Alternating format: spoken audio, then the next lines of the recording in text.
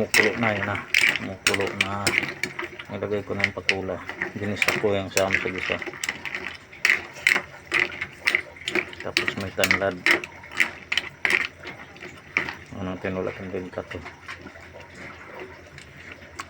Tabang. So, ilalagay natin gulay yan. Tsaka konti lang. Kaya na natin yung inuki. Medyo matigas yan. Tayo na lang natin yung kumulo mga idol. Pag kumulo patay na natin yan. Yan. Yung inuki nilagay ko na. Ang sarap na. Ang sarap talaga yung inuki na yung paborito ko yan mga idol. Kaya pag may pumunta ng Divisoria o ano, pagpabili taga yan. Sakto po doon sila kapon. Kaya nagpabili na ako.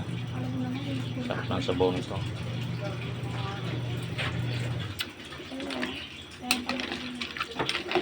Hindi namin ako na yung sabaw mga idol kasi magbibigay pa ako sa kabila.